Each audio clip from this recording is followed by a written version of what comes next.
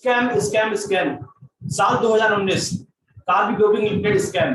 Karbi broking limited ने 1096 करोड़ रुपए investor के बिना किसी बताए हुए और बिना किसी डिपॉजिटरी को इन्फॉर्म किए हुए और बिना स्टॉक एक्सचेंज को इन्फॉर्म किए हुए सारी रकम को अपनी sister company Karbi realty limited में ट्रांसफर कर दिया। और साल 1992 हर्षद मेहता का स्कैम, जो अब तक का स्टॉक मार्केट का सबसे बड़ा स्कैम है। 4000 करोड़ रुपए इन्वेस्टर के डूब गए। हर्षद मेहता के नाम के ब्रोकर ने नकली बैंक रिसिप्ट बनवाकर बैंक से चेक अपने नाम पर इशू कराया और उस चेक की रकम को स्टॉक मार्केट में मैनिपुलेशन में यूज किया। लोगों ने देखा स्टॉक मार्केट बढ़ रहा है, बहुत सारी रकम लोगों ने भी लगा दी।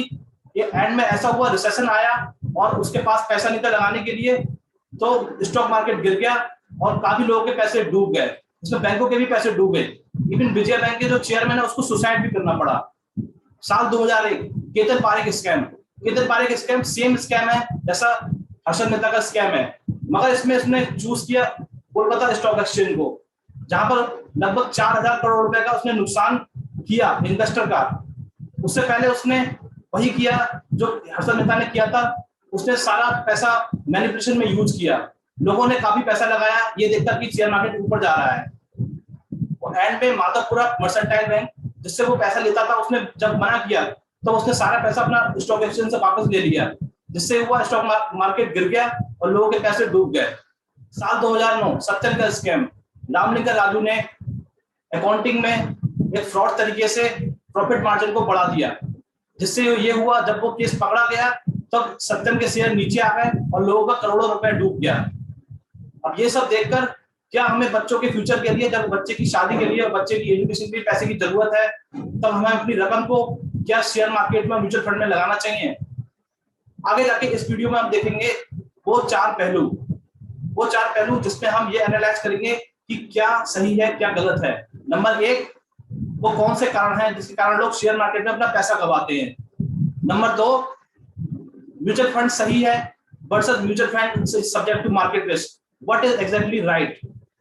नंबर 3, म्यूचुअल मार्केट का, शेयर मार्केट का प्रैक्टिकल एक्सपोजर जो काफी लोगों को नहीं पता है। नंबर 4, क्या म्यूचुअल फंड हमारे फाइनेंशियल ड्रीम को पूरा कर सकता है।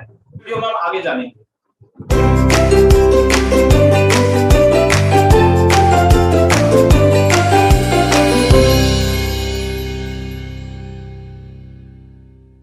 हर्ष गुप्ता है, मैं एक चाइल्ड फाइनेंशियल प्लानिंग एक्सपर्ट हूं। मैं आपको 4 पॉइंट के बारे में बताना चाहूंगा। नंबर 1, किस कारणों से हम लोग आखिर म्यूचुअल फंड में पैसा गवाते हैं। हमें से काफी लोगों की धारणा होती है कि हम म्यूचुअल फंड में पैसा कमाना चाहते हैं 12 से 15%, 3 साल 4 साल के अंदर अंदर। मगर म्यूचुअल फंड में मोस्टली देखा गया है कि 6 साल 7 साल में जाकर कुछ संभावनाएं बनती हैं जहां पर पैसा आप अच्छा बना सकते हैं, मगर वो भी एक संभावित है। ऐसे में लोग इनपेशेंस होने के कारण लोग पैसा निकाल लेते हैं वापस और उनको नुकसान उठाना पड़ता है।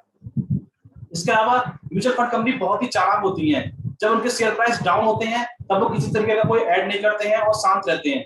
जैसे शेयर प्राइस अप हो जाते हैं तब वो हर जगह सोशल मीडिया पर, इंटरनेट पर, हर जगह छाए रहते हैं और लोगों को ये दिखाते हैं कितना रिटर्न मिल रहा है। लोग उसको देख के आकर्षित होते हैं और पैसा लगा देते हैं, यहाँ तक कि उनको नॉलेज नहीं होती है और वो अपना पैसा डुबा देते हैं।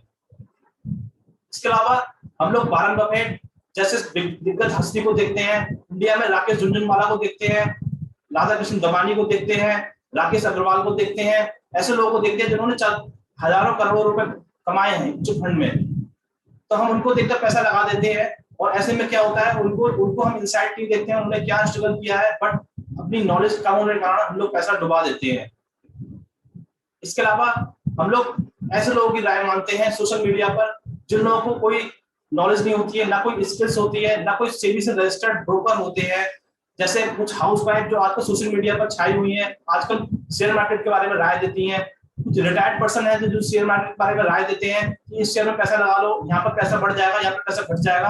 हम ऐसे लोगों की राय मानकर अपना पैसा डुबा बैठते हैं।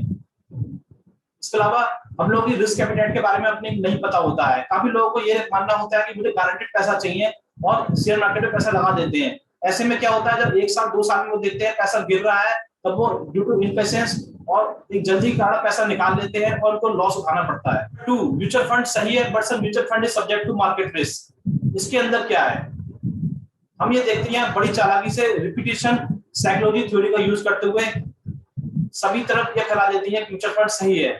इसमें वो सेलिब्रिटी को भी ले आती हैं, जिसमें सचिन, सहवाग, MS धोनी शामिल है, जो हमको ये बताते हैं म्यूचुअल फंड सही है, सही है। वो हमारे माइंड में इस तरह से फिट कर देती हैं कि हमें लगता है हाँ म्यूचुअल फंड सही है। ऐसे में क्या हमको ये देखना चाहिए कि अब जो लोग हमें बता रहे हैं, क्या वो रजिस्टर्ड ब्रोकर है, क्या वो सेबी से रजिस्टर्ड अथॉरिटी है, उससे हम लेकर चलते हैं। तो वो कहते हैं mutual fund is subject to market risk, read all needed document carefully. इसको वो इतनी जोर से बोलते हैं और इतनी जल्दी जल्दी बोलते हैं कि हमको ये सेंटेंस होता है वो इग्नोर करने लगते हैं। तो ये सारा साइकोलॉजिकली हम लोग को ट्रिगर करते हैं, जो हम लोग नहीं समझ पाते हैं, और हम लोग को लगता है कि म्यूचुअल फंड सही ही है, और लोग फंस के म्यूचुअल फंड को खरीद लेते हैं। म्यूचुअल फंड में किसी तरह का नुकसान होने पर आपको कानून के पास जाने का कोई अधिकार नहीं है।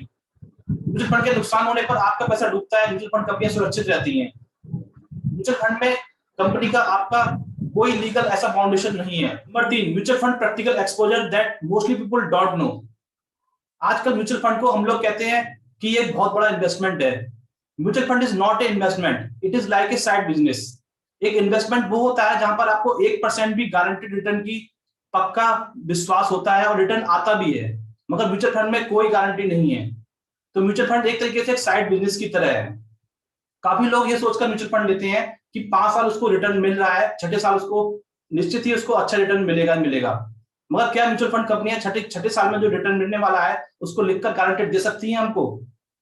इसके अलावा हम लोग को ये मानना है, आजकल चल रहा है कि SIP है, सिस्टमेटिक इन्वेस्टमेंट प्लान, जैसे नाम से दिखता है हमको उसमें फायदा मिलने ही वाला है। मगर SIP पर जो पैसा लगता है वो फंड मैनेजर लगाता तो शेयर मार्केट में ही है। यानी कि शेयर मार्केट में जब उतार चढ़ाव होता है तो SIP में उतार चढ़ाव होता है। तो हमें नुकसान हमें SIP में भी हो सकता है। एक इंसान है पर्टिकुलर, मैं आपको एक एग्जांपल देता हूं, जिसने 10% मान लो एक साल के कमाए हैं NAB में, और सेकंड ईयर में 10% कमाए हैं, ऐसे थर्ड ईयर में 12% कमाए हैं, मगर फोर्थ ईयर में जाके उसको 60% NAB डाउन हो गई, तो उसको SIP में भी लॉस हो जाएगा। तो ऐसे में SIP में भी उसको लॉस हो सकता है। अब मैं आपको कुछ एक अच्छा एग्जाम्पल देना चाहूंगा। आप स्टेट बैंक की साइट पर जाइए, वहां पर आप जाकर देखेंगे कि होम लोन पर वो 6 से 7% में अपना लोन दे रहे हैं। मतलब वो अपना पैसा देते हैं जहां से 6 से 7% वसूल करते हैं। और उनकी अगर मैं स्टेट बैंक की म्यूचुअल फंड की साइट पर जाकर देखता हूं तो मैं देखता हूं 12% 13% वो शो करते हैं। तो ऐसे में वो अपना पैसा म्यूचुअल फंड में क्यों नहीं लगाते हैं जहां पर वो 12% कमा सकते हैं? हम लोग इस चीज को नहीं समझ पाते हैं और हम लोग फंस जाते हैं। अब मैं आपको हाई रिटर्न की एक साइकोलॉजी के बारे में बताना चाहूंगा। लोग कहते हैं मुझे हाई रिटर्न कमाना है। हाई रिटर्न से वो क्या करेंगे? मेरा क्वेश्चन ये है, हाई रिटर्न से वो अपने फैमिली की लाइफस्टाइल को अपग्रेड करेंगे। इसका मतलब ये हुआ उनको हाई रिटर्न में इंटरेस्ट नहीं है, उनको फैमिली की लाइफस्टाइल इंक्रीज करने में इंटरेस्ट है। और फैमिली की अगर लाइफस्टाइल इंक्रीज होगी तो क्या मिलेगा उनको? उनको फील गुड फैक्टर मिलेगा, यानी कि उनको फील गुड फैक्टर में ज्यादा इंटरेस्ट है। और फील गुड फैक्टर से क्या होगा? उनको एक मेंटल पीस मिलेगी। अब मेरा कहना यह है कि यहाँ पर उतार चढ़ाव में शेयर मार्केट में क्या हमको वो फील गुड फैक्टर, क्या हमको वो मेंटल पीस मिल सकती है? अब मैं वारेन बफेट की, जिन्होंने 11 साल की उम्र से शेयर मार्केट में अपनी एंट्री कर ली और आज हजारों लाखों नहीं करोड़ों अरबों रुपए शेयर मार्केट में कमाए, उनकी स्ट्रेटजी के बारे में कुछ हाईलाइट करूंगा। सबसे पहले कंपनी की परफॉर्मेंस चेक करते हैं, इसके लिए कंपनी का ROE निकालते हैं। इसके बाद कंपनी की लिक्विडिटी चेक करते हैं, उसके लिए कंपनी का डेट टू इक्विटी रेशियो निकालते हैं। इसके बाद कंपनी की प्रॉफिटेबिलिटी चेक करते हैं, इसमें वो 5 साल का उनका एवरेज करते हैं प्रॉफिट का, और वो चेक करते हैं कंपनी कितने प्रॉफिट में जा रही है। इसके बाद वो कंपनी में ये चेक करते हैं कंपनी का कॉम्पिटिटिव एनालिसिस, उसका टेक्निकल एनालिसिस, कंपनी किस तरह से डिफरेंट कर रही है, और लास्ट में जाके कंपनी की इंट्रिंसिक वैल्यू निकालते हैं। तो इतना कुछ निकालने के बाद वो ये नतीजे पर पहुंचते हैं कि मुझे इसमें शेयर मार्केट में इस कंपनी में पैसा डालना चाहिए या नहीं डालना चाहिए। अब मेरा कहना ये है, यहाँ पर हम सभी लोग पैसा लगाते हैं, जिसमें हाउस वाइफ भी पैसा लगाती है, एक रिटायर्ड पर्सन भी पैसा लगाता है। तो क्या प्रैक्टिकली रूप से उसके लिए ये सब कैलकुलेशन करना इतना आसान है? नंबर 4, अब म्यूचुअल फंड क्या सच में हमारे फाइनेंशियल ड्रीम पूरा कर सकता है? एक बच्चा जो रात में जाग जाग कर पढ़ाई करता है, एक बच्चा होता है जो अपने डाइट को भी नहीं देखता है, अपने सोशल मीडिया को छोड़ देता है, टीवी को छोड़ देता है, कभी कभी फैमिली के साथ टाइम भी नहीं बिताता है। ऐसे में पढ़ाई करके वो अच्छे मार्क्स लाता है और आगे जाकर अपने पेरेंट्स से कहता है कि मुझे इतने पैसे की जरूरत है, मुझे इस कॉलेज में एडमिशन करा दो। लेट से मुझे IIT करना है या मुझे MBA करना है, मुझे 15 लाख रुपए की जरूरत है, आप मुझे इस पैसे की व्यवस्था करके इस कॉलेज में एडमिशन करा दो। और मैं बोलता हूं मेरे पास इतना पैसा ही नहीं है, क्योंकि शेयर मार्केट डाउन है। मैंने अपना पैसा जो लगाया था स्टार्टिंग से लेकर अब तक, वो म्यूचुअल फंड या शेयर मार्केट में लगाया था, और आज ऐसी स्थिति है जो शेयर मार्केट डाउन है, मैं 10 से 20% है, मैं आपको इतना पैसा नहीं दे सकता। तो ऐसे टाइम में क्या मैं अपने बेटे के लिए 2-3 साल रुक सकता हूँ? नहीं ना। इसके अलावा अगर मेरी मान लो बेटी है और 24 साल में उसको शादी करनी है, और 24 साल में जाकर अगर शेयर मार्केट क्रैश कर गया, शेयर मार्केट नीचे आ गया, शेयर मार्केट का कोई भी भरोसा नहीं है। आज प्रधानमंत्री बोल देते हैं कि मैं पाकिस्तान में ये करूंगा वो करूंगा, शेयर मार्केट डाउन हो जाता है। शेयर मार्केट की अनसर्टेनिटी को आप कैसे भी नहीं कह सकते हैं, कब सही होगा, कब ऊपर होगा, कब नीचे होगा। तो ऐसे टाइम में मैं अपनी बेटी के लिए 3 साल क्या रुक सकता हूँ? नहीं ना। ऐसे में तो ये होगा कि पप्पू तो पास हो गया, पप्पू को पप्पा फेल हो गया। मैं ये देखता हूं कि एक एज ए पेरेंट्स हमारी ये ड्यूटी होती है कि हम अपने कर्तव्य को पूरी तरीके से निभाएं। और बच्चा तो फेल हो सकता है, वो तो चलेगा, मगर बट पेरेंट्स अगर पैसे की व्यवस्था नहीं कर पाते हैं तो ये नहीं चलेगा। अब मैं आपको बताना चाहूंगा कि म्यूचुअल फंड में पैसा हमको कहाँ डालना चाहिए। देखिए, 2 तरीके की इवेंट होती हैं, एक श्योर इवेंट्स होती हैं, एक अनश्योर इवेंट्स होती हैं। जैसे बच्चे की पढ़ाई, बच्चे की शादी, हमारा रिटायरमेंट एक श्योर इवेंट्स है, जिसमें हमें पैसे की जरूरत पड़नी ही पड़नी है।